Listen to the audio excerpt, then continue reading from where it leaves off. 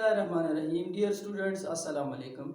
Today we are going to discuss the relative stability of alkene. इस lecture के अंदर हम अल्कीन की स्टेबिलिटी के ऊपर बात करेंगे और वो कौन से टूल्स हैं जिनकी मदद से हम अल्कीन की स्टेबिलिटी को मालूम कर सकते हैं। इसके अलावा इस लेक्चर के अंदर वो कौन से हिडन टॉपिक्स हैं, वो कौन सी हिडन लॉजिक्स हैं, कॉन्सेप्ट्स हैं जो कि अल्कीन की स्टेबिलिटी के ऊपर असरअंदाज होते हैं, हम उन्हें डिस्कस करेंगे। तो let discuss our lecture relative stability of alkene. Stability of alkene पे जाने से पहले मैं आपको बता दूं बेटा, किसी भी मॉलिक्यूल के अंदर जो एटम्स हैं वो बॉन्डेड होते हैं with the help of electrons. अगर ये वाले इलेक्ट्रॉन जो हैं वो किसी तरह से लेस अवेलेबल हों फॉर द रिएक्शन, तो उस चीज़ की जो स्टेबिलिटी है वो रिड्यूस हो सकती है। तो मैं आप लोगों के लिए एक लॉजिक सेट कर देता हूँ कि भाई अगर आप अल्कीन की स्टेबिलिटी को या किसी भी मॉलिक्यूल की स्टेबिलिटी को आप रिड्यूस करना चाहते हैं, तो जो electrons between the atoms bonded state में मौजूद हैं, आप उन्हें किसी तरह से लेस अवेलेबल कर दें, ठीक है। या वो मॉलिक्यूल किसी तरह से वो इलेक्ट्रॉन उस मॉलिक्यूल में किसी तरह से लेस अवेलेबल हो। तो लेस अवेलेबिलिटी कब होगी? जब वो इलेक्ट्रॉन बिजी होगा। किस में जी? लेट्स से रेजोनेंस में।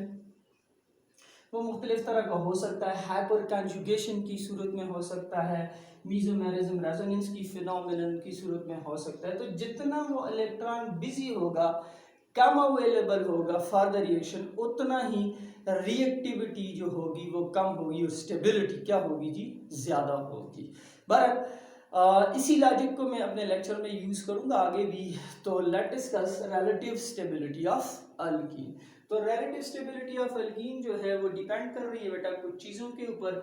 सबसे पहला आपके पास position of double bond in the molecule. एक और चीज़ भी साथ लिखते हैं, number of double bonds in the molecule. कि जो पोजीशन ऑफ डबल बॉन्ड है वो मॉलिक्यूल में वो बड़ा मैटर करेगी इन स्टेबिलिटी ऑफ अल्कीन। क्या मतलब है इस बात का? कि अगर आपके पास कोई अल्कीन है जिसमें डबल बॉन्ड जो है वो टर्मिनल पोजीशन पे आ जाए, लेट्स से आपके पास 1 ब्यूटीन है, तो 1 ब्यूटीन में अगर आपके पास ये टर्मिनल पोजीशन के ऊपर आ जाए, ये वन टर्मिनल पोजीशन पे आ गया, आप देखें क्या ये ज्यादा स्टेबल होगा? या इसी डबल बॉन्ड को मैं शिफ्ट करूं नॉन टर्मिनल पोजीशन के ऊपर, यहां पे लेट्स से मैं इसे शिफ्ट कर देता हूं, बाकी जो है वो हाइड्रोजन से। तो क्या ये वाला बॉन्ड आपके, ये वाला मॉलिक्यूल जो है वो आपके पास ज्यादा स्टेबल होगा? तो आंसर है जहां पर आपके पास डबल बॉन्ड जो है वो नॉन टर्मिनल पोजीशन पे हो, वो वाली अल्कीन ज्यादा स्टेबल होती हैं। क्यों होती हैं इसे मैं डिटेल में आगे डिस्कस करने वाला हूँ। इसी तरह बेटे आपके पास मैंने दूसरी बात लिखी, number of bond. For example आपके पास कोई अल्कीन है जिसमें 2 बॉन्ड है, ठीक है, जिसमें 2 बॉन्ड्स हैं, लेट्स से ये सक्सेसिवली मैं रख देता हूँ कुछ और CH3, बाकी आपके पास क्या है जी? हाइड्रोजन से। इसके कितने हो गए जी? 4 इसके पूरे हो गए, इसके 4 ऑलरेडी पूरे हो गए आपके पास, ठीक है। ये मैंने सक्सेसिवली रख दिए नंबर ऑफ बॉन्ड्स। ये दूसरी कौन सी हो सकती है? CH3C H डबल बॉन्ड, या आप ऐसा करें कि आप 1,3-ब्यूटाडाइईन को ले लें, तो 1 पे रखें डबल बॉन्ड को, फिर आपने किस पे रखा जी? 1 2 3 एंड 4, 3 पे रखें डबल बॉन्ड को, ये बाकी क्या हो गई जी? H हो गए, ठीक है। सेटिस्फाई कर लें कार्बन की वैलेंसी को, तो आप देखें किसके कितने बॉन्ड हैं। इसके लिए CH2 हो गया, इसके लिए ये H हो गया, इसके लिए क्या हो गया जी? H। तो दिस इज 1,3-ब्यूटाडाइन, ये CH2 यहाँ पर है। तो आप इसमें भी देखें बेटा, इसमें भी 2 बॉन्ड है, इसमें भी क्या है? 2 बॉन्ड है। तो नंबर ऑफ बॉन्ड्स दोनों में सेम, लेकिन पोजीशन ऑफ बॉन्ड जो है वो डिफरेंट है। इसमें जो है वो नंबर ऑफ बॉन्ड्स 2 थे, इसमें भी 2 थे। पोजीशन क्या है?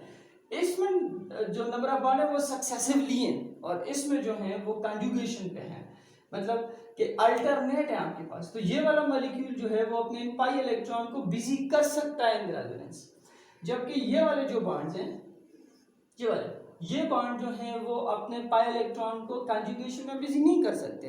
तो लिहाजा जितना आपके पास जो इलेक्ट्रॉन्स हैं, पाई इलेक्ट्रॉन्स हैं डबल बॉन्ड के, वो बिजी होंगे, उतना वो लेस अवेलेबल होंगे फॉर द रिएक्शन, और उतना ही अल्कीन क्या होगी जी, स्टेबल होगी आपके पास।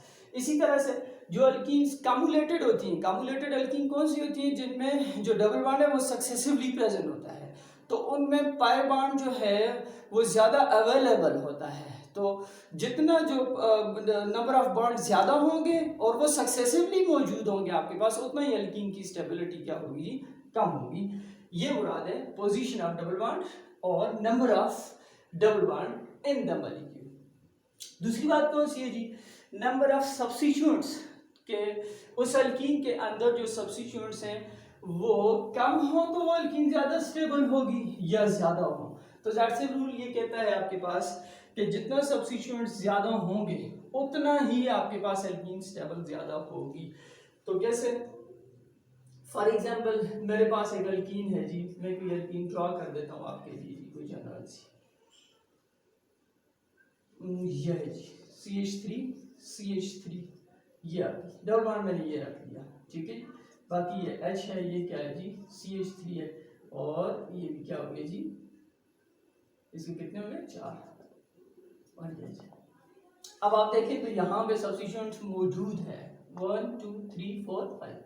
इसी तरह से अगर मैं सीधा लिखूं विदाउट सब्स्टिट्यूएंट लिखूं, ठीक है, फॉर एग्जांपल आपके पास है जी CH2 double bond CH2 and CH3, कोई सब्स्टिट्यूएंट नहीं है इसमें, ठीक है। तो आप देखें इसमें सब्स्टिट्यूएंट है, इसमें सब्स्टिट्यूएंट नहीं, कौन सी ज्यादा स्टेबल होगी, जिसमें सब्स्टिट्यूएंट है वो ज्यादा स्टेबल होगी। और जितने सब्स्टिट्यूएंट ज्यादा होंगे अक्रॉस द डबल बॉन्ड उतना ही अल्कीन ज्यादा स्टेबल होगी। क्यों होगी, इसे मैं डिटेल में आगे डिस्कस करने वाला हूँ। नेक्स्ट है बेटा nature of substituent. Nature of substituent भी अल्कीन स्टेबिलिटी के ऊपर इन्फ्लुएंस करती है कि वो जो आपके पास सब्स्टिट्यूएंट हैं क्या वो सिस में लगे हुए हैं, क्या वो ट्रांस में लगे हुए हैं, या उनकी वजह से वैन डर वाल रिपल्शन कम हो रही है, ज्यादा हो रही है आपके पास। तो ये भी बड़ा मैटर करेगा इन द अल्कीन स्टेबिलिटी। इसे भी आगे डिटेल में एग्जांपल्स के साथ डिस्कस करेंगे। जो नेक्स्ट पोर्शन है वो है position of the substituent across the double bond. अब आप देखें तो मैंने इसी एग्जांपल से मैं आपके पास ले लेता हूं कि सब्स्टिट्यूट हो लेकिन उसकी पोजीशन डबल बॉन्ड के अक्रॉस ये भी मैटर करेगी इन अल्कीन स्टेबिलिटी। अब आप देखें, लेट्स से मैं यहां पर एक सब्स्टिट्यूट लगा देता हूं CH3, इसी अल्कीन को बनाता हूं। आप देखें एक ये लगा हुआ है सब्स्टिट्यूट और दूसरा सब्स्टिट्यूट ये है। ये सब्स्टिट्यूट जो है आप देखें तो ये डबल बॉन्ड के साथ वाले कार्बन के साथ है, ठीक है, जबकि ये वाले जो सब्स्टिट्यूएंट हैं ये बिल्कुल डबल बॉन्ड का जो कार्बन है उसके साथ ये जुड़ा हुआ है आपके पास। तो कौन सी अल्कीन जो है वो ज्यादा स्टेबल होगी, वो जिसमें सब्स्टिट्यूएंट बिल्कुल साथ है या वो जिसमें सब्स्टिट्यूएंट थोड़ा दूर है। तो आंसर ये है कि वो जिसमें डबल बॉन्ड के पास सब्स्टिट्यूएंट्स हैं। ऐसा क्यों है, ऐसा क्या हो जाता है कि सब्स्टिट्यूएंट अगर पास हो तो वो अल्कीन स्टेबल हो जाती है। ये भी आगे एग्जांपल में बड़ा डिटेल में आ रहा है। मैं समराइज करता हूं बेटा कि कौन से फैक्टर्स थे जो इन्फ्लुएंस कर सकते हैं अल्कीन की स्टेबिलिटी को। तो पहला था आपके पास number of bonds double bonds, दूसरा क्या था जी position of bonds double bonds, और तीसरा क्या था नंबर ऑफ सब्स्टिट्यूएंट, चौथा क्या था आपके पास नेचर ऑफ सब्स्टिट्यूएंट, और लास्ट में क्या था बेटे position of substituent across the double bond. इनकी और आगे डिटेल आ रही है। आगे प्रोसीड करते हैं बेटा। तो वो कौन से टूल्स हैं जिनकी मदद से हम अल्कीन की स्टेबिलिटी को मेजर कर सकते हैं। तो दो टूल्स मैंने यहाँ आपके लिए डिस्कस कर दिए। पहला है हीट ऑफ कंबस्शन और दूसरा है हीट ऑफ हाइड्रोजनेशन। कंबस्शन जलने का अमल है, ऑक्सीजन की मौजूदगी में होगा और प्रोडक्ट्स क्या बनेंगे आपके पास, सी वाटर कार्बन डाइऑक्साइड, और साथ में कुछ हीट रिलीज होगी। तो क्या आपके पास मेथड है कि हम ये अल्कीन की स्टेबिलिटी जो है डिटरमिन कर सकते हैं हीट ऑफ कंबस्शन से। Comparison of relative heat of combustion is helpful in determining the alkyne stability. अगर आप किसी अल्कीन को जलाएं उसकी वजह से कार्बन डाइऑक्साइड वाटर और हीट पैदा हो, वो हीट ऑफ कंबस्शन कहलाएगी। तो जितना ज़्यादा हीट ऑफ कंबशन होगी उतना ही एल्कीन की स्टेबिलिटी क्या होगी जी, कम। ऑब्वियस है, वो मॉलिक्यूल स्टेबल था, उसके पास जो एनर्जी का मैग्नीट्यूड था वो कम था, आफ्टर कंबशन वो कम हीट ऑफ कंबशन जो है वो रिलीज करेगा। इसी तरह से बेटा आपके पास एल्कीन की स्टेबिलिटी हीट ऑफ हाइड्रोजिनेशन, जिसे मैंने HOH से लिखा हुआ है, इस पे भी डिपेंड करता है। तो जितना हीट ऑफ हाइड्रोजिनेशन आपके पास ज्यादा होगी उतना एल्कीन स्टेबिलिटी क्या होगी, कम होगी। What is hydrogenation? It is the reaction in which we add hydrogen across the double bond in the presence of catalyst like nickel, प्लाटियम या राने निकल की मौजूदगी में आप ये रिएक्शन कर रहे होते हैं। तो ये रिएक्शन भी बड़ा अहम होता है इन डिटरमिनिंग द अल्कीन स्टेबिलिटी। एक बात याद रखें, इन दोनों मेथड्स की कुछ लिमिटेशन है। वो क्या है कि ये तब वैलिड होते हैं कि जब आपके पास जो अल्कीन्स हैं वो same amount of oxygen in combustion and same amount of hydrogen in hydrogenation consume करें और सेम प्रोडक्ट्स दें, तब आपके पास ये वाले दोनों मेथड जो हैं वो बड़े वैलिड हैं। इन मेथड्स को और इन ये जो फैक्टर्स हैं इन्हें और एक्सप्लोर करने के लिए मैं कुछ एग्जांपल्स अल्कीन की आपके सामने लिख देता हूं। तो फर्स्ट ऑफ ऑल कंसिडर 1-ब्यूटीन।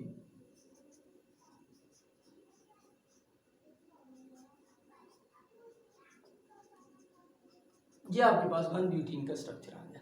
दूसरी है बेटा सिस-2-ब्यूटीन।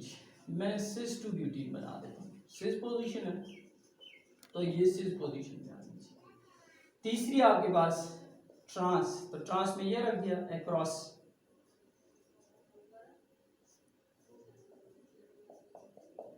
और लास्ट है बेटे आपके पास वो कौन सी है जी, वो है आइसोब्यूटाइल।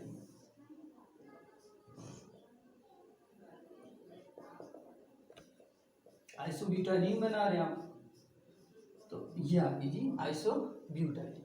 अच्छा, अब इन चारों को मैं सब्जेक्ट करता हूं अपॉन कंबशन। कंबशन के लिए नेसेसरी कौन सी चीजें?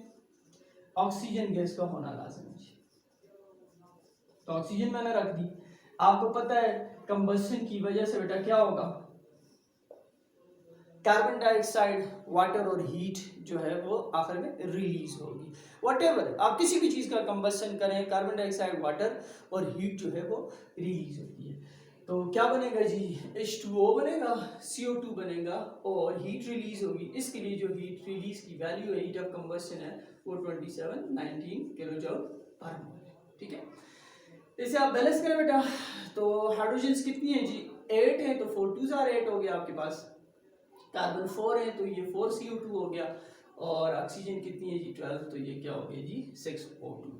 इसी तरह से 6O2 4H2O प्लस 4CO2 और जो हीट की वैल्यू है वो कितनी है जी 2712 किलो जूल पर मोल। इसी तरह से 4H2O प्लस 4CO2 और जो हीट ऑफ कंबशन की वैल्यू है वो 2707 है। और इसके लिए बेटा भी वही है, 4CO2 डेल्टा H की जो वैल्यू है वो 2703 किलो जूल पर मोल। बैलेंस करें, बैलेंस हो गई। हीट ऑफ कंबशन को आप एक्सपेरिमेंटली डिटरमिन कर सकते हैं थ्रू बम कैलोरीमीटर, और जो कि एक्सपेरिमेंटल डाटा आपको इन मॉलिक्यूल्स के लिए मिल सकता है। अब आप बेटा अगर आप गौर करें यहाँ पर, तो आपके सामने है सबसे कम जो हीट ऑफ कंबशन है वो किस मॉलिक्यूल की रिलीज हुई है। आप देखें बेटा, तो सबसे कम आइसोब्यूटाइलिन के लिए रिलीज हुई है। ठीक है, मैं एक चेक टेबल भी आपके लिए यहाँ पे बनाऊंगा। लेट्स से मेरे पास जो मॉलिक्यूल था, जो पहला मॉलिक्यूल था, जो पहला आइसोमर था, वो कौन सा था जी, इसे मैं आइसोमर 1 कह देता हूँ। उसकी हीट ऑफ कंबशन कैसी थी, उसकी हीट ऑफ हाइड्रोजिनेशन कैसी थी, और आगे उसमें हाइपर कंजुगेशन है नहीं है, स्टीरिक फैक्टर्स कौन से, और फिर स्टेबिलिटी क्या है आपके पास। तो फर्स्ट ऑफ ऑल आइसोमर 1 है आपके पास, आइसोमर 1, इसे मैं आइसो 1 कह देता हूँ। ठीक है, आइसोमर 1 ये हो गया। इसकी जो हीट ऑफ कंबशन है बेटा वो क्या है जी, हाई है। ठीक है, फिर सबसे लोवेस्ट किसकी है, तो सबसे लोवेस्ट जो है वो आपके पास आइसोब्यूटाइलिन, वो आइसोमर 4 की। ठीक है, फिर थोड़ी सी लो है। ठीक है, फिर आपके पास क्या है जी, लोअर है, और ये क्या है जी, लोवेस्ट है आपके पास। हीट ऑफ कंबशन, ठीक है। मैं चेक टेबल आपके लिए बनाऊंगा। तो पहला टूल जो था वो ये जस्टिफाई कर रहा है कि आइसोब्यूटाइलीन जो है उसकी स्टेबिलिटी जो है वो सबसे ज्यादा है आपके पास। आइसोब्यूटाइलीन सॉरी यहाँ उसकी जो स्टेबिलिटी है वो सबसे ज्यादा है। क्यों? कि एक्सपेरिमेंटल डेटा कह रहा है कि हीट ऑफ कंबशन आइसोब्यूटाइलीन की क्या है जी, सबसे मिनिमम है, लिहाजा ये वाली जो अल्कीन है वो ज्यादा स्टेबल है। क्यों? और भी डिस्कशन करेंगे और भी एक्सप्लोर करेंगे। अच्छा, दूसरे टूल की तरफ बेटा जाता हूँ आपके पास। वो क्या था? हीट ऑफ हाइड्रोजिनेशन था। तो हाइड्रोजिनेशन के लिए आप क्या करेंगे? आपको पता है आपको क्या करना होगा, आपको हाइड्रोजन्स प्रोवाइड करनी होगी। तो मैंने यहां से ऑक्सीजन को हटा दिया, ठीक है। आपको हाइड्रोजन्स जो हैं वो प्रोवाइड करनी होगी हाइड्रोजिनेशन के लिए in the presence of all necessary conditions. H2 H2 H2, ठीक है। इसके लिए मैं नहीं कर रहा, मैं बताऊंगा कि नहीं कर रहा आपको, ठीक है। तो क्या बनेगा? CH3 CH2 CH2 और ये दूसरा H आ गया, ये वाला H यहाँ पर आ गया, ठीक है, ये H, ठीक है। और आगे ये वाला CH2 क्या हो गया जी? CH3। डेल्टा H इसके लिए जो है बेटा वो है जी 126.8 किलो जूल पर मोल, हीट ऑफ हाइड्रोजिनेशन है। इसी तरह से इसके लिए क्या होगी बेटा? वंस अगेन CH3 अपनी जगह पर है, आगे ये CH था तो ये क्या हो गया? CH2, फिर ये CH था तो ये क्या हो गया जी? CH2, और ये आपके सामने CH3 हो गया। इसके लिए जो डेल्टा H की वैल्यू है वो 119.7 किलो जूल पर मोल। इसके लिए करें बेटा तो CH3 CH और फिर क्या है जी? ये H से CH2 हो गया, ठीक है। चलिए डायरेक्ट लिखता हूँ, ये भी CH2 हो गया और ये क्या हो गया? CH3। इसके लिए जो डेल्टा H की वैल्यू बेटे वो क्या बनती है जी? 115.7 किलो जूल। इसे मैंने तब नहीं किया आपके पास, आप देखें तो ये डिफरेंट प्रोडक्ट देगा। कंबशन के केस में इसने सेम प्रोडक्ट्स दिए थे, इस वजह से इसका कंपैरिजन इन तीनों के साथ करना ठीक नहीं होगा आपके पास, ठीक है बेटे। तो ये तीन जो हैं ये भी ये बता रही हैं कि उसी को ही पैटर्न फॉलो हो रहा है। वो कौन सा पैटर्न है? कि सबसे जो हाईएस्ट हीट ऑफ हाइड्रोजिनेशन है वो फर्स्ट आइसोमर की है, फिर सेकंड की है, फिर थर्ड की है आपके पास, ठीक है बेटा। तो इट मींस कि सबसे अनस्टेबल जो है वो कौन सा वाला है जी? फर्स्ट वाला है, वो सबसे अनस्टेबल है। इसकी हीट ऑफ कंबशन भी क्या है बेटे? हाईएस्ट है, हीट ऑफ हाइड्रोजन भी हाईएस्ट है। तो मैंने रिलेशन आपको बताया हुआ था। अच्छा, अब हम ये जानने की कोशिश करेंगे कि क्यों जो फर्स्ट वाला मॉलिक्यूल है इसका हीट ऑफ कंबशन भी ज्यादा है और हीट ऑफ हाइड्रोजिनेशन भी ज्यादा है। इसके पीछे जो रूट काज है वो क्या है? तो इसे हम लेते हैं बेटा बारी बारी। अब जरा आप देखें, गौर से आपने देखना है। तो सबसे पहला जो मैं मॉलिक्यूल डिस्कस करने लगा हूं बेटा वो कौन सा है जी? वो है आपके पास 1-ब्यूटीन का मॉलिक्यूल। ऐसा क्यों है कि 1-ब्यूटीन जो है वो अनस्टेबल नेचर शो कर रहा है? तो इसको मैं दो चीजों से निकालूंगा बेटे। सबसे पहले अगेन मैं अपनी वही स्टार्ट वाली बात रिपीट कर दूं कि एक जो मॉलिक्यूल है वो कब ज्यादा स्टेबल होगा? जब उसमें जो इलेक्ट्रॉन्स हैं वो लेस अवेलेबल होंगे फॉर द रिएक्शन, ठीक है, वो बिजी होंगे इन मूविंग अमंग द एटम्स। तो ऐसा मॉलिक्यूल जो है वो क्या होगा जी? ज्यादा स्टेबल होगा। और इसके बरक्स अगर इलेक्ट्रॉन ज्यादा अवेलेबल हैं, वो बिजी नहीं है किस में? इन मूविंग अमंग द एटम या रेजोनेंस में या हाइपर कंजुगेशन में आपके पास, तो वो वाला मॉलिक्यूल जो है वो क्या होगा जी? अनस्टेबल होगा। तो लेट डिस्कस इसमें किस किस्म का जो कॉन्सेप्ट है वो चल रहा है। अब देखें बेटा, तो ये मॉलिक्यूल आपके सामने, यहाँ पे रेजोनेंस का फिनोमेना, मेसोमेरिज्म का फिनोमेना नहीं हो सकता, कोई दूसरा बॉन्ड कंजुगेशन में मौजूद नहीं है, सिंगल बॉन्ड है। अच्छा, अब आपको आज मैं एक न्यू चीज बता देता हूँ, ठीक है, वो है जी हाइपर कंजुगेशन। हाइपर कंजुगेशन बड़ा हेल्प करेगी कि हम ये बता सकें कि ये वाला जो मॉलिक्यूल है वो अनस्टेबल क्यों है, इसकी हीट ऑफ कंबशन या हीट ऑफ हाइड्रोजिनेशन ज्यादा क्यों है। हाइपर कंजुगेशन असल में हम लोग वो डिटेल में नहीं जाता, नो बॉन्ड रेजोनेंस को कहते हैं। It is about delocalisation of sigma bond, ठीक है। सिग्मा बॉन्ड स्पेशल कंडीशंस में डीलोकलाइज हो सकता है। इस किस्म की जो रेजोनेंस है जो आपके पास डीलॉकलाइजेशन है वो क्या है जी, हाइपर कॉन्जुगेशन या नो बॉन्ड रेजोनेंस कहलाती है। कैसे है, किस तरह से है, तो हम इसे डिस्कस करते हैं जी 1-ब्यूटीन के केस में। आप देखिए बेटा, तो आपके सामने स्ट्रक्चर ये लिखा हुआ है, ठीक है, मैंने खोल के रखा हुआ है, ये है जी, दिस इज अल्फा कार्बन, तो obviously this is alpha H, ये बीटा कार्बन है तो बीटा एच। अब आप देखें तो अगर फॉर द टाइम बीइंग ये बॉन्ड है, गौर से देखना आपने, इसमें ये इलेक्ट्रॉन्स थे, इन इलेक्ट्रॉन्स को आप देखें बेटा, क्या आप शिफ्ट कर सकते हैं इसको, इस अल्फा हाइड्रोजन को, sorry this is not alpha, once again I repeat, क्योंकि ये डबल बॉन्ड का कार्बन है आपके पास, this is not alpha, this is alpha and these are alpha hydrogen and these are beta hydrogen. Correction करना आप लोग, क्योंकि ये डबल बॉन्ड का कार्बन था, ठीक है, तो ये अल्फा नहीं हो सकता, उसके साथ एडजेसेंट वाला जो होता है वो क्या होता है, अल्फा।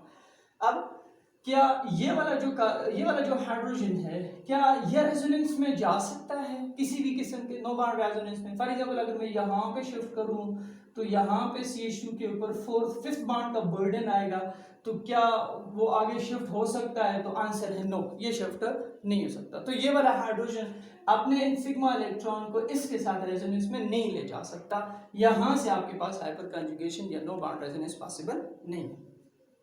अब आप इसे देखें, यहां पर 2 इलेक्ट्रॉन्स मौजूद हैं, ठीक है, क्या ये वाले जो 2 इलेक्ट्रॉन है, मैंने बारी बारी किया, पहले सच को लिए फिर इसको फिर आगे जा रहा हूं, ठीक है, क्या ये वाले जो 2 इलेक्ट्रॉन हैं वो सिग्मा इलेक्ट्रॉन, क्या ये खुद को रेजोनेंस में या हाइपर कॉन्जुगेशन में ले जा सकते हैं, नहीं ले जा सकते?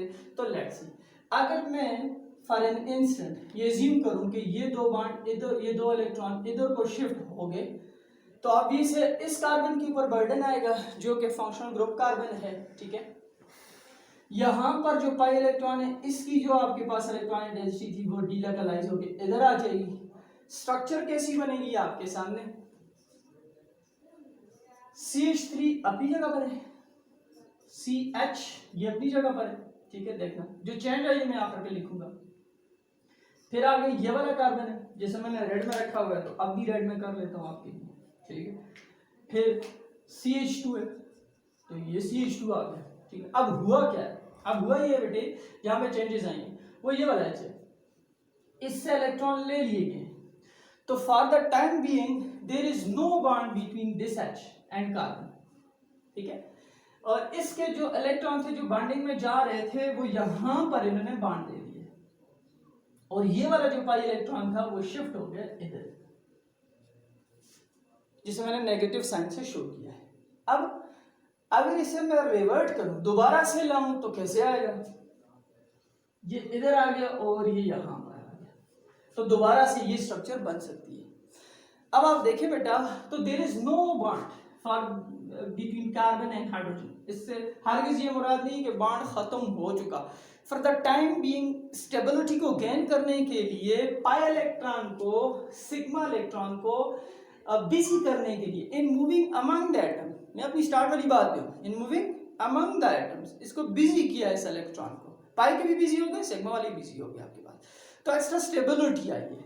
तो इस वजह से ये वाले जो इलेक्ट्रॉन थे ये शिफ्ट हुए, हर कॉन्सेप्ट के लिए, हर लॉजिक के लिए, ऑर्गेनिक केमिस्ट्री हो, इनऑर्गेनिक केमिस्ट्री, उसके पीछे कुछ ना कुछ ड्राइविंग फोर्स होती है। तो ड्राइविंग फोर्स क्या थी कि to gain extra stability. Extra stability कब आती है, जब आपके पास जो इलेक्ट्रॉन्स हैं वो बिजी हों, किसमें जी, in moving among the atom.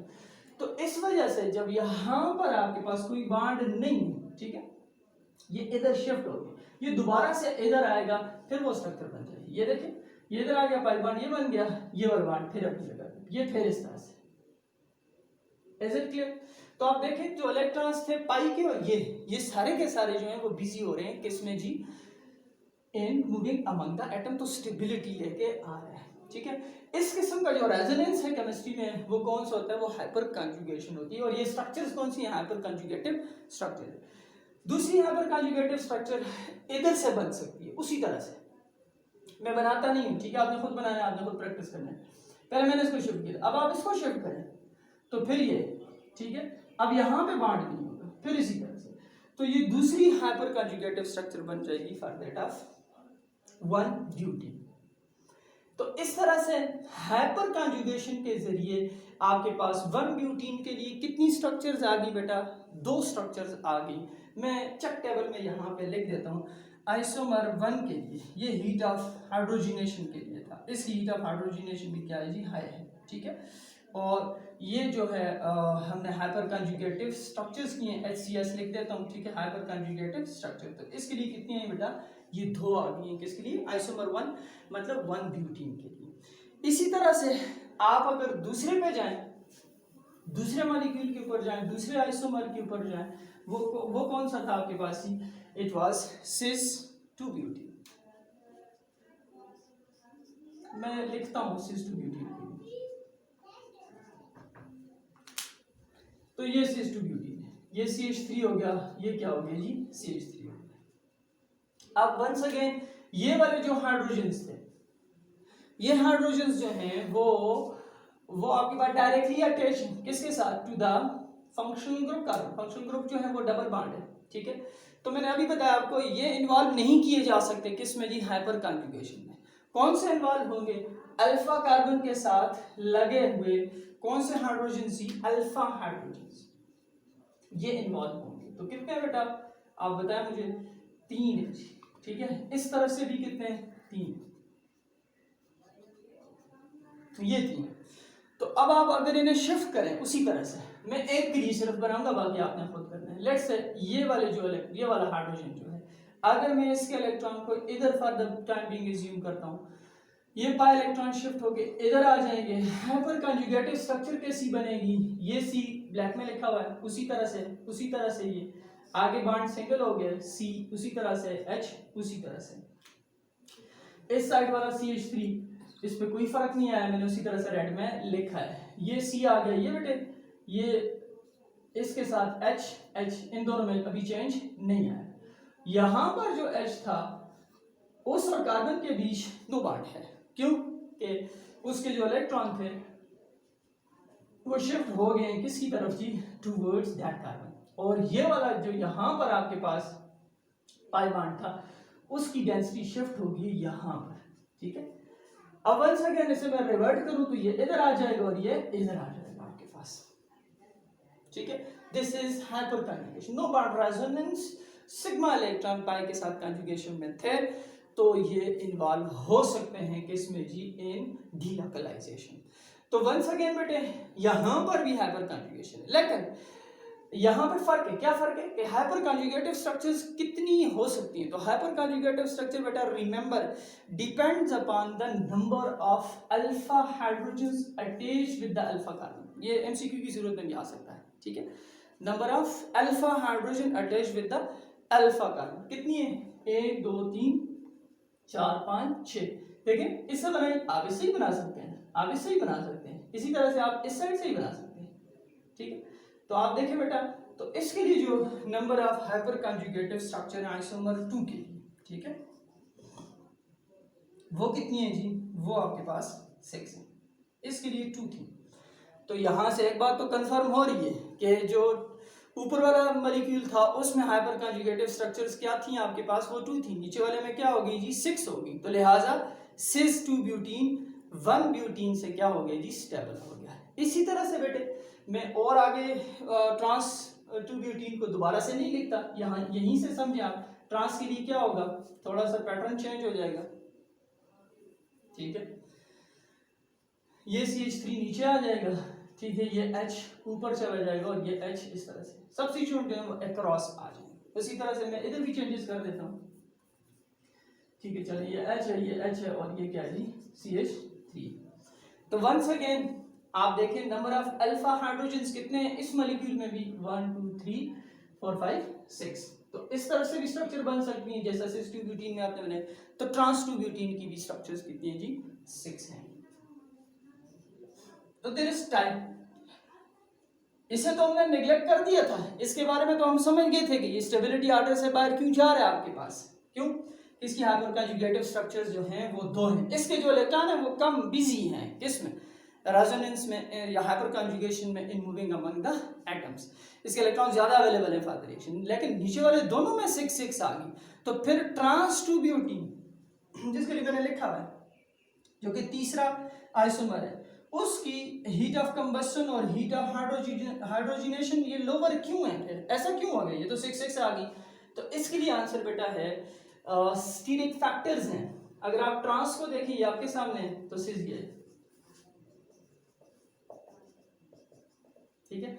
जो स्टीरिक फैक्टर्स हैं, जो स्टीरिक रिपल्शन हैं, जिन्हें आप वैन डर वाल्स रिपल्शन भी कहते हैं, ठीक है, ये आपके पास इफेक्ट कर रही है स्टेबिलिटी को। यहाँ पे जो डायहेड्रल एंगल है, अगर आप इनके हाइड्रोजन को भी खोलें, इसके हाइड्रोजन को भी खोलें, ठीक है, तो they like in close proximity of each other, they feel the van der Waals repulsions, ठीक है। तो जिसकी वजह से आपके पास जो रिपल्शन की वजह से जो स्ट्रेन है मॉलिक्यूल में वो क्या हो जाएगा, ज्यादा हो जाएगा। तो सिस टू ब्यूटीन जो है वो वैन डर वाल्स स्ट्रेन या वैन डर वाल्स रिपल्शंस की वजह से डायहेड्रल एंगल कम होने की वजह से आपके पास ये जो मॉलिक्यूल था वो ट्रांस से क्या हो गया जी, अनस्टेबल हो गया। तो लिहाजा मैं तीसरा फैक्टर भी बना देता हूं यहां पर कि van der Waals repulsions VR कह देता हूं, पहले मॉलिक्यूल में ना होने के बराबर है, नो किसी किस्म की नहीं हो सकती, आपका बहुत कम है मॉलिक्यूल, जो हाइड्रोजन हैं या ग्रुप्स हैं वो बहुत छोटे हैं, लेकिन हाइपर कॉन्जुगेटिव स्ट्रक्चर विंस यहाँ पे ये बहुत कम है, इस वजह से ये अनस्टेबल ही होगा, ठीक है। यहाँ पर आपके पास जो है दूसरे में सिस में जो वैन डर वाल्स रिपल्शंस हैं वो क्या है बेटा, हाई है, क्यों, the groups are present cis to each other, जो कि फील कर रहे हैं, और यहाँ पर आपके पास क्या है जी, लो है। तो ये तीसरे फैक्टर ने बता दिया कि आइसोमर 3 जो था वो ज्यादा क्या है जी, स्टेबल है, हालांकि हाइपर कॉन्जुगेटिव स्ट्रक्चर्स क्या थी बेटा, सेम थी। Now the last and very important जो कि आपके पास है जी, आइसोब्यूटाइलीन। आप आइसोब्यूटाइलीन को देखें, इससे बड़ा गौर से सुनना जी, यहां तक तकरीबन सबको क्लियर रहता है। आइसोब्यूटाइलीन की स्ट्रक्चर कैसी है बेटा, ये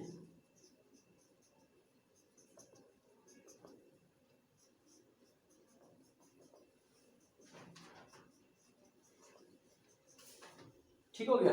ये अब आप देखें वन अल्फा हाइड्रोजन्स, तो कितने बेटा आप देखें, 1 2 3 4 5 और 6, ये 6 जो हैं वो अल्फा हाइड्रोजन्स हैं। क्यों, they are attached to that of alpha carbon, that carbon which is adjacent to the functional group carbon. अब आप बेटा उसी तरह से जिस तरह से हमने पिछली आइसोमर के लिए हाइपर कॉन्जुगेटिव स्ट्रक्चर बनाई है, तो आप इनके लिए भी बनाएं। तो बेटा आपके सामने क्या है, यहां पर आपके पास सिग्मा इलेक्ट्रॉन, ये सिग्मा इलेक्ट्रॉन है, देखें अगर ये सिग्मा इलेक्ट्रॉन इन्वॉल्व हो जाए इधर को, यहां से पाई इलेक्ट्रॉनिक डेंसिटी उठ के इधर आ जाएगी आपके पास। अब जो आपके पास न्यू स्ट्रक्चर बनेगी बेटा वो कौन सी होगी, हाइपर कॉन्जुगेटिव स्ट्रक्चर, वो ये होगी। जो चीजें ब्लैक में मैंने रखी हूँ वो इसी तरह से आपके लिए रखता हूँ। ये वाला कार्बन इधर है, ठीक है, आगे डबल बॉन्ड सिंगल हो गया है, और ये वाला जो हाइड्रोजन अपनी जगह पे यहाँ पे आ गए, negative charge electronic density shift होने की वजह से इस तरफ जो हाइड्रोजन्स हैं वो लेट से, चलो मैं जोड़ के लिख देता हूँ CH3, ठीक है, ये आपके पास CH और ये H, ये अभी मैंने डिस्टर्ब नहीं किया, ठीक है, ये वाला जो H है ये डिस्टर्ब हो चुका है, ठीक है, मतलब इसके जो सिग्मा इलेक्ट्रॉन थे वो जा चुके हैं किस में जी, रेजोनेंस में, ठीक है, यहाँ पे ये बॉन्ड है, ये शिफ्ट हो गया, this is no bond resonance या हाइपर कॉन्जुगेशन। वंस अगेन इसे शिफ्ट करें इधर को, ये फिर इधर को आ जाएगा आपके पास, तो वंस अगेन ये स्ट्रक्चर बन जाएंगे। इस तरह से जो आपके इलेक्ट्रॉन्स हैं वो देखें वो पूरे के पूरे बिजी हैं इन मूविंग अमंग द एटम्स। तो मैंने पहले कहा था अगर आप स्टेबिलिटी को इन्हांस करना चाहते हैं और जो रिएक्टिविटी है आप उसे रिड्यूस करना चाहते हैं, तो आप जो पाई इलेक्ट्रॉन्स हैं या जो आपके पास इलेक्ट्रॉन्स हैं उन्हें बिजी कर दे in moving among the atoms, वो लेस अवेलेबल होंगे फॉर द रिएक्शन। तो यही हो रहा है। वन सेकेंड, नाउ बेटे यहां से भी आप बना सकते हैं हाइपर कॉन्जुगेटिव स्ट्रक्चर, यहां से भी, यहां से भी, यहां से भी, यहां से भी। वंस अगेन आप देखें बेटा तो 6 हाइपर कॉन्जुगेटिव स्ट्रक्चर्स बन रही। क्यों, number of hyperconjugative structures इस केस में वो जो है वो इक्वल है to the available alpha hydrogen, तो 6 है, तो ये भी 6 बन गई। चलिए हम चेक टेबल की तरफ जाते हैं। आपके पास क्या था जी, ये सबसे लोवेस्ट थी, इसके लिए मैंने HOH को नहीं किया था। तो ये क्या था आपके पास कि भाई इसकी हाइपर कॉन्जुगेटिव स्ट्रक्चर कितनी है, इसकी भी हाइपर कॉन्जुगेटिव स्ट्रक्चर 6 है। तो इसकी 6 थी, इसकी भी 6 थी। इसमें वैन डर वाल्स रिपल्शन क्या थी? हाई थी। इसमें वैन डर वाल्स रिपल्शन क्या होगी? लो। तो स्टेबिलिटी इसकी क्या होगी जी? ज्यादा। इसकी क्या होगी जी? थोड़ी सी इससे कम। और सबसे कम स्टेबिलिटी इसकी है।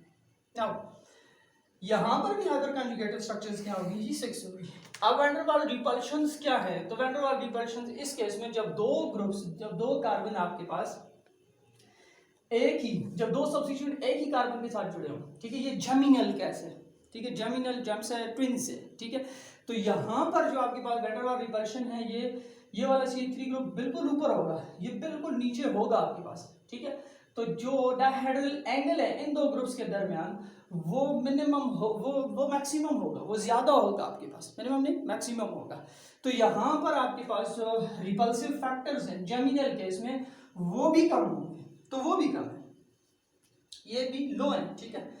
तो जब ये भी लो है, इसमें भी लो थे, तो अब क्या हो गया कि भाई ये वाली जो आपके पास आइसोब्यूटाइलीन है ये थोड़ी सी ज्यादा आपके पास स्टेबल है as compare to the trans 2 butene.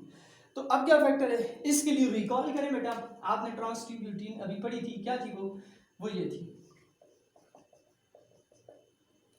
Trans की स्ट्रक्चर, ठीक है। H जो हैं और जो ग्रुप्स हैं वो एक दूसरे के अक्रॉस लगे हुए हैं, ये मैंने बना दिया जी, CH3 और ये H, ठीक है। अब आप जरा और करना, यहां से अगर मैं इसका बनाऊं इधर, ठीक है, तो ये वाला जो डबल बॉन्ड था वो इधर को शिफ्ट हो जाएगा। हाइपर कंजुगेटेड स्ट्रक्चर जो पहले ही मैं बना चुका हूं वो ये हो जाएंगी, H, ये CH, ये H और ये H positive. There is no bond, यहाँ पे बॉन्ड आ गया, ठीक है, इस बॉन्ड की डेंसिटी इधर चली गई, ये CH3 अपनी जगह पर आ गया, ठीक है। अब अगर आप इसको इधर शिफ्ट करें तो ये दोबारा से अपनी जगह पर आ जाएगा, ठीक है। नाउ अगर मैं इस कार्बन को हाइपर कंजुगेशन में इन्वॉल्व करूं, इस कार्बन के हाइड्रोजन्स को, अब मैं इसको खोल के लिखता हूं,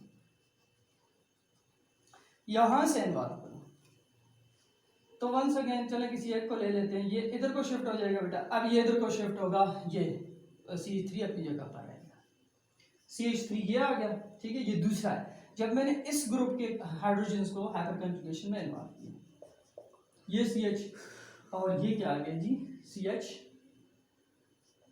अपनी जगह पर, ठीक है, ये CH और H अपनी जगह पर, और ये वाला जो H है इसके जो सिग्मा इलेक्ट्रॉन थे वो इन्वॉल्व हो गए किसमें जी, सॉरी किसमें, हाइपर कंजुगेशन में। और इधर जो पाई बॉन्ड था ये वाला आपको नजर आ रहा है, ये ब्लैक में, ये उठ के इधर आ गई इसकी डेंसिटी, ये दोबारा से इधर आ जाएगा, ठीक है, और ये इधर शिफ्ट हो जाएगा, वंस अगेन दोबारा स्ट्रक्चर ये बन जाएगा।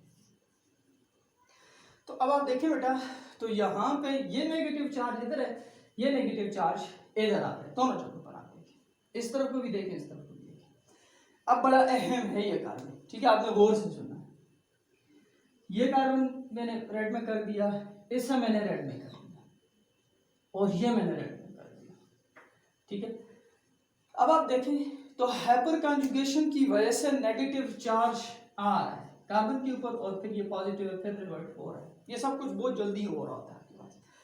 इस रिवर्ट होने की वजह से यहां पर एक कार्बेनाइन बन रहा है, कार्बेनाइन, एक होता है कार्बोकेटाइन, कार्बन है पॉजिटिव चार्ज, ये कार्बेनाइन, कार्बन है नेगेटिव चार्ज, दूसरा इस स्ट्रक्चर में भी कार्बेनाइन बन रहा है, और उसी तरह से इस स्ट्रक्चर में भी कार्बेनाइन बन रहा है। अब मुझे बताएं इस रिवर्ट होने की वजह से कौन सा कार्बेनाइन जो है वो ज्यादा आपके पास स्टेबल होगा? तो कार्बेनाइन की जो स्टेबिलिटी है वो डिपेंड करती है किसके ऊपर जी, वो डिपेंड करती है कि जितना जो नेगेटिव चार्ज है, मैं लिखता हूं,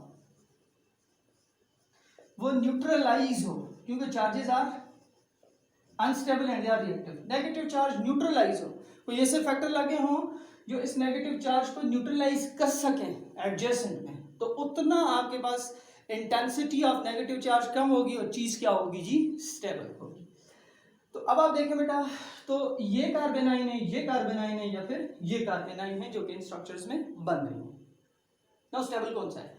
इससे आप देखें बेटा, तो ये वाला कार्बन डायरेक्टली जुड़ा हुआ है सिर्फ एक कार्बन से, यहां से, ठीक है, सिर्फ इससे, तो सच अ कार्बेनाइन इज प्राइमरी कार्बेनाइन, ठीक है, मैं यहां पे लिख देता हूं, ये प्राइमरी कार्बेनाइन है, इसके लिए मैंने शो किया प्राइमरी की। इससे आप देखें तो ये डायरेक्टली जुड़ा हुआ है किससे, 2 से, तो ये कौन सा हो गया, सेकेंडरी कार्बोनाइन। वंस अगेन इससे आप देखें डायरेक्टली इस सी से, तो ये भी क्या हो गया जी, सेकेंडरी कार्बोनाइन। ठीक है, आप भले इस CH3 से बनाए, इस CH3 से बनाए, सेकेंडरी कार्बोनाइन बनेंगे। आप भले CH3 से बनाए, इससे बनाए, कौन से कार्बोनाइन बनेंगे, प्राइमरी कार्बोनाइन। अब आप मुझे खुद बता दें कि यहां पर ये नेगेटिव चार्ज, ठीक है, मैं कह रहा हूं ये स्टेबल तब होगा कि जब जितना आपके पास इसके ऊपर न्यूट्रलाइज हो जाए चार्ज। तो आप मुझे बताएं ये जो है ये इन ग्रुप्स का, आर ग्रुप्स का कौन सा इंडक्टिव इफेक्ट होता है जी, ये पॉजिटिव इंडक्टिव इफेक्ट होता है, डोनेटिंग है ये आपके पास। तो ये डोनेट कर रहे हैं, ठीक है, ये कार्बन डोनेट कर रहा है इसको, बाकी ग्रुप्स दूर है। और इंडक्टिव इफेक्ट आपको पता है कि जितना डिस्टेंस दूर हो, जितना आपके पास जो डोनेटिंग ग्रुप्स हैं वो नेगेटिव चार्ज से दूर हो, उतना आपके पास क्या होगा जी, वो उसमें उसकी जो इफेक्टिवनेस है या इंटेंसिटी है इंडक्टिव इफेक्ट की वो कम होगी। अब देखें यहाँ पे ये CH3 है, ये भी CH3 है, तो ये दोनों अपने पॉजिटिव इंडक्टिव इफेक्ट से इसके ऊपर चार्जेस को क्या कर रहे हैं, इंटेंसिफाई कर रहे हैं। तो इसकी वजह से ये जो चीज बन रही है ये कुछ थोड़ी सी अनस्टेबल आ रही है इस हाइपर कॉन्जुगेशन से। जबकि इस हाइपर कॉन्जुगेटिव स्ट्रक्चर में आप देखें तो ये वाले जो हाइड्रोजन का स्लाइट इलेक्ट्रॉन विड्रॉइंग इफेक्ट होता है, स्लाइट, और एक ही डोनेटिंग है, तो इस पे थोड़ा नेगेटिव चार्ज जो है वो न्यूट्रलाइज हो रहा है, जबकि इन पे इंटेंसिफाई हो रहा है। तो फिर मैं कह सकता हूं कि असल में हाइपर कॉन्जुगेटिव स्ट्रक्चर्स जो थी वो 6-6 थी, वैन डेर वाल्स रिपल्शन में भी कुछ ज्यादा फर्क नहीं था आपके पास। तो जो स्पेशल काइंड ऑफ स्टेबिलिटी आई है थोड़ी सी आइसोब्यूटाइलीन में, वो किस वजह से आई है, due to the special structure form as a result of hyperconjugation. तो इस वजह से बेटे ये थोड़ा सा क्या हो गया जी आपके पास ट्रांस टू ब्यूटीन से थोड़ा क्या हो गया जी, ज्यादा स्टेबल हो गया, आपने इसे याद रखना है। अब दोबारा से मैं आपके लिए कुछ लिख देता हूं जो स्ट्रक्चर्स हमने पहले से देखी थी, और अपनी पहली वाली बातों को दोबारा से हम रिवाइज कर देते हैं या कंक्लूड कर देते हैं आपके पास जो फैक्टर्स मैंने डिस्कस किए थे। आप देखिए बेटा, this is isobutylene, this is trans two butene, और आपको पता है ये क्या है, सिस टू ब्यूटीन, और आखिरी कौन सी है, आखिरी है जी 1 2 3 और ये 4 आइसोब्यूटीन। तो इन सब में देखें मैंने कहा था ये फैक्टर्स हैं कुछ, ये सारे फैक्टर्स ये जो मैंने डिस्कस किए थे, और फिर टूल्स थे वो मैंने डिस्कशन में लाए। ये सारे फैक्टर्स असल में इनमें डिफरेंट हैं, इसमें डिफरेंट है, इसमें डिफरेंट है, इसमें डिफरेंट है, इसमें डिफरेंट है, जिसकी वजह से स्टेबिलिटी जो है वो आपके पास इन आइसोमेरिक एल्कीन की जो है वो डिफरेंट आ रही है। तो आप इसे देखो बेटा, इसमें जो है ये मोर सब्स्टिट्यूटेड है, सब्स्टिट्यूट ज्यादा है, जब सब्स्टिट्यूट ज्यादा होते हैं, मैंने कहा था ना मैं डिस्कस करूंगा, तो हाइपर कॉन्जुगेटिव स्ट्रक्चर जो है वो ज्यादा बनेगी। पोजीशनिंग ऑफ ग्रुप इस किस्म की है, position of substitute across the double bond, कि वो हाइपर कॉन्जुगेशन को क्या कर रही है जी, ऐड कर रही है। बनिस्बत इसके आप इसे देखें तो ये वाले हाइड्रोजन जो है ये अल्फा हो गया, ये बीटा, बीटा हाइड्रोजन तो नहीं जा सकते हाइपर कॉन्जुगेशन में, तो पोजीशन ऑफ ग्रुप भी इसे सप्लीमेंट कर रहा है, ठीक है, इसकी स्टेबिलिटी को ज्यादा बता रहा है कि ये क्यों है। इसी तरह से बेटे मैंने कहा था नेचर ऑफ सब्स्टिट्यूट, तो आप देखें ये सिस थे तो ये अनस्टेबल हो गए, ये ट्रांस हुआ तो ये आपके पास क्या होगी जी, स्टेबल हो गए। और फिर हमने आइसोब्यूटाइलीन के केस में स्पेशल बात भी की, तो इसमें स्पेशल हाइपर कॉन्जुगेटिव स्ट्रक्चर भी बनती हैं। तो लिहाजा बेटे हमने ये सारी बातें जो मैंने शुरू में की थी वो मैंने आपको कंक्लूजन की सूरत में बता दी। आखिरी बात वही है कि in order to enhance the stability of alkene या एनी मॉलिक्यूल, आपको उसकी रिएक्टिविटी को रिड्यूस करना पड़ता है, और वो कब होती है, जब आप इलेक्ट्रॉन्स जो कि बॉन्डिंग में ऑब्वियसली मौजूद होंगे आप उन्हें बिजी कर दें, वो लेस अवेलेबल हों फॉर द रिएक्शन, तो वो चीज़ क्या कहलाती है जी, स्टेबल। उसके लिए कुछ फैक्टर्स अल्कीन में जो भी थे वो मैंने बड़ी डिटेल में आपके सामने रखे। नाउ आप देखें बेटा, आखिर में मैं इस पोजीशन में हूं कि आपके लिए एक ऑर्डर लिख दूं कि भाई आपके पास अल्कीन जो है वो कौन सी ज्यादा स्टेबल और कौन सी कम स्टेबल आपके पास है। याद रखें बेटा, जो सबसे ज्यादा अल्कीन जो स्टेबल होगी वो मोर सब्स्टिट्यूटेड होगी। फॉर एग्जांपल अगर मेरे पास ये है तो मोर सब्स्टिट्यूट, और जो सब्स्टिट्यूट है वो किसके अक्रॉस होने चाहिए जी, अक्रॉस द डबल बॉन्ड पास होता है कि हाइपर कंजुगेशन में वो जा सके, ठीक है। ये टेट्रा सब्स्टिट्यूटेड है, तो ऑब्वियसली फिर आपके पास कौन सी होगी जी, थोड़ी सी लेस स्टेबल होगी, कौन, ट्राई सब्स्टिट्यूटेड। सब्स्टिट्यूट कम हो जाएंगे तो ऑब्वियस है, पता है आपको, मैं बड़ा एक्सप्लेन कर चुका हूँ, हाइपर कंजुगेटेड स्ट्रक्चर कम होंगी। फिर इसके बाद कौन सी होगी, ट्राई सब्स्टिट्यूटेड के बाद कौन सी होगी बेटा, तो जेमिनल पोजीशंस पे आपके पास जो ग्रुप आ जाए, डाई सब्स्टिट्यूटेड हो लेकिन जेमिनल पोजीशन पे। क्यों, जेमिनल की वजह से special kind of hyper conjugative structure बनेगी आपके पास। ये देखें, ये जेमिनल पोजीशन पे है, ठीक है। तो ये थोड़ी सी इससे लेस स्टेबल होगी। लास्ट में मजीद आगे बढ़े और इससे आगे और भी है, वो कौन सी आपके पास, फिर आप देखें बेटा, तो वो बन जाती है आपके पास ट्रांस वाली, ठीक है, CH double bond CH, trans में ग्रुप्स लगे हो, ठीक है।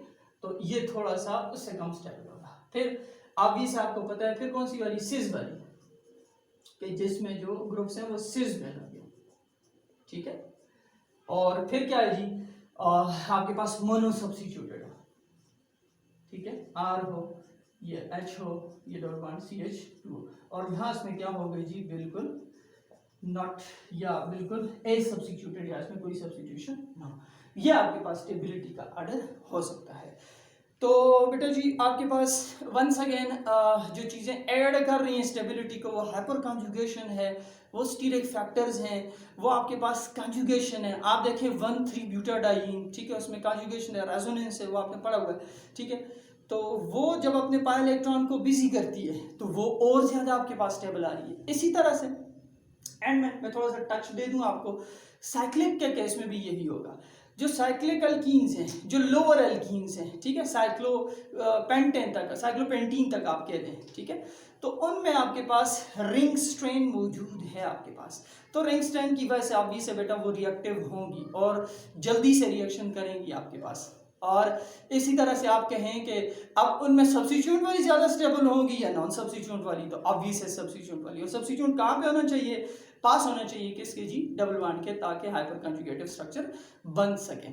और एक्सट्रीम केस क्या है, फिर आप देखें आपके पास है जी साइक्लोहेक्साट्राईन है, ठीक है, जो कि असल में बेंजीन भी कहलाती है। उसमें आप देखें बेटा, तो साइक्लोहेक्सेन भी है, जिसमें आपको पता है कि जो ही पेंटेन से आप ऊपर जाते हैं, साइक्लोपेंटेन से ऊपर जाते हैं, तो जो रिंग स्ट्रेन है according to the Baeyer strain theory, वो आपके पास कम से कम होता जा रहा है, मॉलिक्यूल अब स्टेबल है।